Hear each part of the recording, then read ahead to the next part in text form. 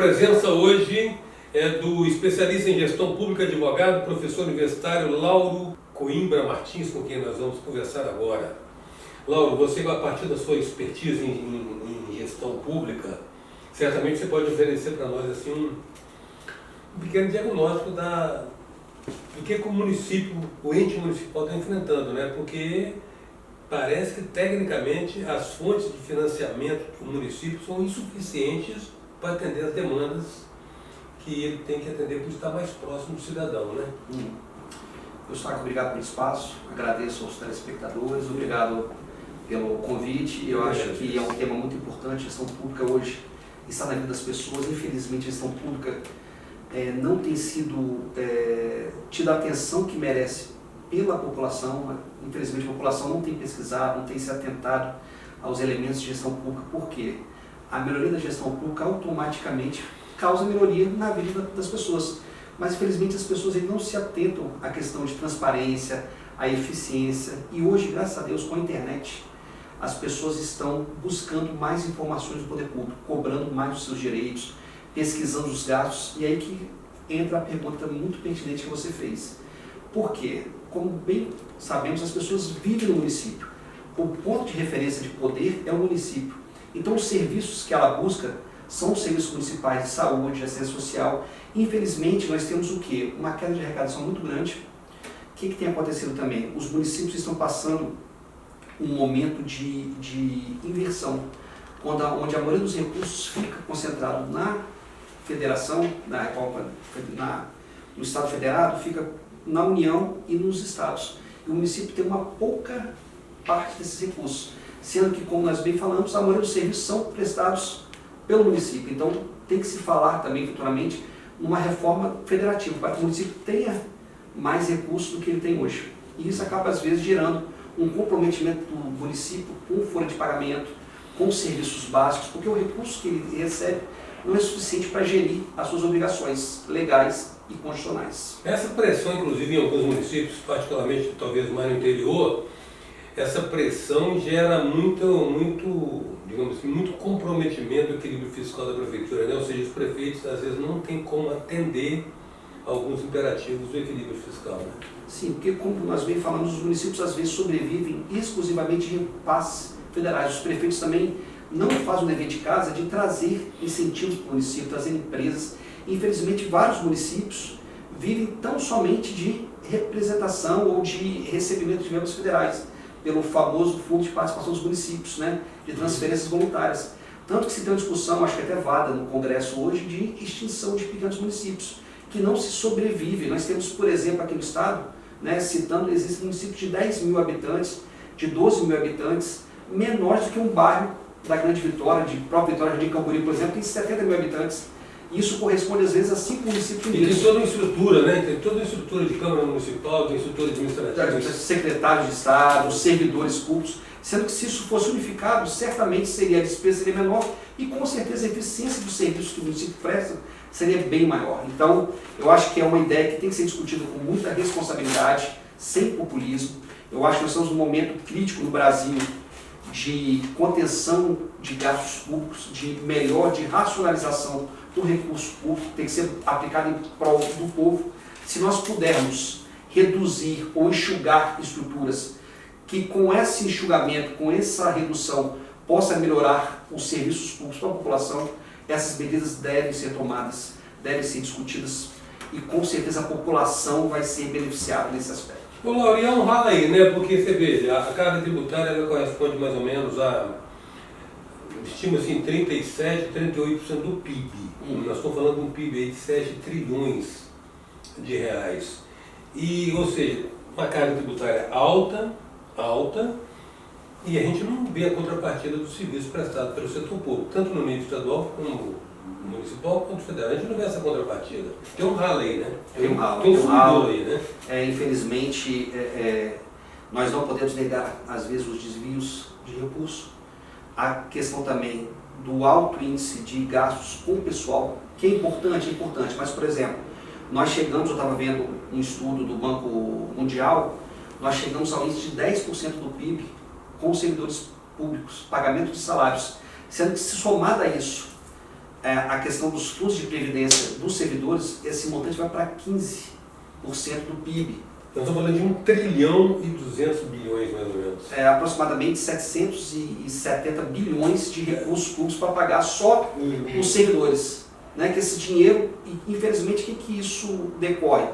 De gestões passadas que foram dando benefícios, inflando o salário dos servidores, não que não seja justo, mas esse recurso poderia ser utilizado em outra forma, em outros serviços de interesse da coletividade. O servidor tem que ser valorizado, mas por esse estudo do Banco Mundial, os servidores do ano de 2003 a 2017, de cabeça são esses anos, tiveram um aumento de 79% superior à inflação em seus ganhos. Então tudo isso, o que ocasionou? Uma série de despesas com relativa a pessoal, que isso ocasionou a ineficiência de serviços públicos, de alocação de recursos que deveriam ser colocados em prol da sociedade, em serviços públicos essenciais, foram realocados para quê? Para pagar despesas de pessoal. E isso gera esse desequilíbrio.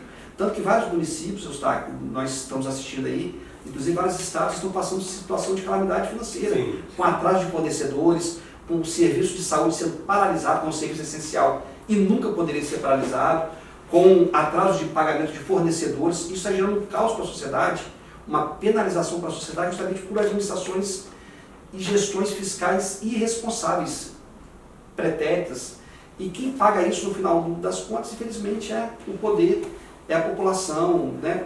Justamente pela não aplicação da Lei de Responsabilidade Fiscal, que foi um instrumento criado em 2000, é um instrumento com padrões internacionais, né? É uma lei que é muito severa na punição, ela prioriza a gestão, o equilíbrio, a transparência. E, infelizmente, vários gestores públicos, com suas canetas malucas, simplesmente a ignoram.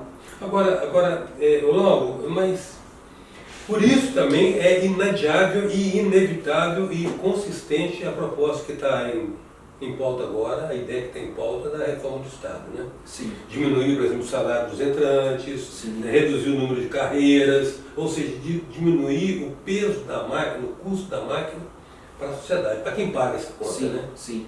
Eu acho que esse é um debate que tem que ser feito de forma bem responsável. Realmente nós temos um excesso de carreiras, alguns casos salários totalmente díspares de atividades da iniciativa privada, alguns cargos que já não são mais necessários. Por exemplo, tem estado que ainda tem o cargo de assessorista, de elevador. Então, assim, são essas pautas que têm que ser revistas. Realmente ver o salário de entrada e de saída, rever a questão do gasto com o pessoal, que realmente chegou no patamar que hoje o Estado não se sustenta. Acertadamente foi feita a reforma da Previdência, que eu acho que isso vai dar um equilíbrio muito bom para o Estado, né? E eu acho que essa pauta é imediata, é emergencial, tá, Eustáquio? E tomara que seja feito pelo Congresso, né, pelos legisladores. É uma pauta muito importante para a sociedade. A presença hoje é do especialista em gestão pública, advogado, professor universitário Lauro Coimbra Martins. A gente volta já.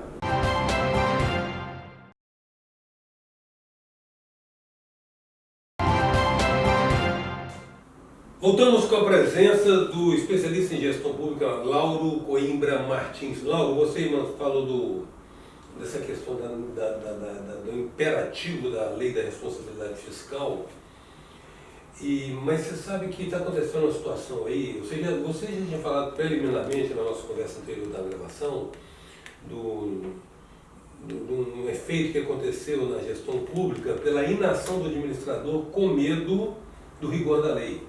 Sim. Na área da construção civil, na área da construção pesada, eu pessoalmente pude testemunhar isso. O medo, a dificuldade, primeiro o ordenador de despesa está muito receoso, está com medo de se comprometer. Ele é ordenador de despesa, aí ele desempenha um cargo durante um determinado mandato, depois sai e fica vulnerável. E se tiver que fazer uma reposição, devolução de dinheiro, vai ser as expensas dele, né? Isso não vai ser debitado ao órgão que ele estava dirigindo. E isso está travando um pouco o setor público, não está não? Não, tá. Isso, alguns artigos especialistas vêm falando como apagão da gestão pública. O que é apagão da gestão pública? Em virtude dessas várias operações que nós tivemos, a Lava Jato, entre outras, a fiscalização do poder público aumentou muito. Isso é correto, tem que ter. Mas, infelizmente, a gente tem que separar o seguinte: às vezes o gestor público, ele numa ação administrativa que ele tenha dúvida, Eustáquio, que ele possa ser penalizado lá na frente, ele não vai passar do limite, ele não vai tentar, o que a gente costuma falar, inovar um serviço público. O que é inovar? Trazer uma prática de uma iniciativa privada, uma gestão que deu certo, por quê? Porque às vezes essa gestão, essa metodologia que ele vai adotar é uma metodologia que não está aprovada pelo Tribunal de Contas, não está aprovada pelo Ministério Público, e ele pode botar o quê? Botar, como eu brinco, o CPF dele em risco. E o que acontece? Na dúvida, ele não sai da caixa, ele não ultrapassa o limite. Mesmo que essa ultrapassagem tenha previsão legal, mas às vezes, pelo entendimento do Tribunal de Contas, ou não tenha sido pacificada essa matéria, ele não inova. Isso acaba gerando o quê? Uma ineficiência administrativa. Isso acaba gerando ausência de ideias, porque o gestor público pode ter uma ideia boa, pode querer colocar em prática, tem possibilidade, mas ele pensa, pô, se eu fizer isso, vai ser bom para a população, mas daqui a pouco eu vou ter que responder, porque o Tribunal de Contas entende que isso não é legal lá na frente, ou o Ministério Público, a visão do Ministério Público vai ser diferente da minha. Então o que acontece? Acaba acontecendo um apagão na administração pública. Boas ideias acabam sendo sufragadas, sendo esmagadas, justamente por esse medo do gestor público, volto a falar, correto, né? Quem é gestor público tem uma responsabilização muito grande, tem uma responsabilidade muito grande, só que isso acaba paralisando até a economia, porque às vezes vários projetos de interesse nacional, de interesse regional, não são desempenhados, não vão para frente, justamente com esse medo do gestor público de ser responsabilizado. Volto a falar, o trabalho do Ministério Público e do Tribunal de Contas é muito importante, é muito válido, mas eu acho que em certos casos, em algumas situações, o trabalho dele é muito extremado, a fiscalização dele é muito extremada, é muito extrema, e acaba gerando medo dos gestores públicos. E é uma premissa da justiça que a justiça é tratada desigualmente dos desiguais, né? Sim, ou seja, cada caso é um caso. Sim, merece ser analisado dentro da sua especificidade. Sim. Agora, há uma componente também, ó, culturalista interessante, né? Primeiro que infelizmente nós temos uma cultura de corrupção. Está aí a Lava Jato como um fato novo na história brasileira, né? Muito importante. Um fato absolutamente inédito. Pode estar se falando de alguns pecados de processo, de forma, de juiz estar confabulando com o promotor, mas a verdade é que ela trouxe à tona o que sempre se soube que existia, mas até então não tinha aflorado. Né? Outra coisa é um preceito que está muito também engastado no imaginário popular, que a pública é de ninguém. Né? Infelizmente, a ideia, né, da república significa o quê? Res pública. Coisa pública. De todos. E que voltamos a falar que, infelizmente, o povo, ele, com todo respeito, o povo costuma ficar muito alienado às questões de gestão pública. Isso não importa. Se perguntar qual foi a escalação do jogo do Flamengo de ontem, do Mundial, as pessoas vão saber. Mas quais são as metas, quais são os termos da reforma administrativa, por exemplo, a população não se envolve, infelizmente. E aí nós temos justamente, volto a falar, a internet ajudou muito, porque as informações ficaram mais disponíveis, as informações de gestão pública, de corrupção, de eventuais gestores públicos improbos que cometeram atos ilegais, circularam com mais facilidade, mas ainda eu não percebo na população aquele engajamento nas questões do Estado, questão de gestão pública, que no futuro vai ser referência para melhorar a sua própria vida. Então, infelizmente, a população, em alguns casos, a gente percebe que está mais preocupada com fatos que não lhe atingem, como, por exemplo, futebol, se o Flamengo ganhou ou perdeu, para a vida dela se torna, não tem importância, não, mas é uma questão de se o seu município está com arrecadação boa ou está com ruim, está gastando muito, ela não se importa com isso. Sendo que isso certamente vai causar algum prejuízo para ela lá na frente, no caso de ausência de um serviço público de saúde, de educação. Então, assim, a população, acho que ela tem que cobrar mais. Você diria que falta assim, um nível de consciência política, uma educação política que levasse o cidadão a ser um pouco mais participante? Sabe onde é que estão pondo dinheiro? Com certeza, com certeza. E hoje nós temos vários instrumentos, o Tesouro Nacional, você tem uma parte só de fiscalização de quanto o município recebeu, transparência do Tesouro, o Tribunal de Contas, a gente tem o Cidades ES. Então hoje nós temos muitos instrumentos disponíveis para o cidadão para ele fiscalizar aonde está indo o dinheiro público, como o dinheiro público está sendo aplicado. E isso, voltando a falar, Gustavo, isso vai fazer diferença na vida dele. É isso que faz diferença, não é saber quanto o Flamengo ganhou, é saber como que a novela, teve por final da novela. Infelizmente, isso que eu acho que a população tem que ter essa sensibilidade. Né? Nós estamos vendo estados agora, situações de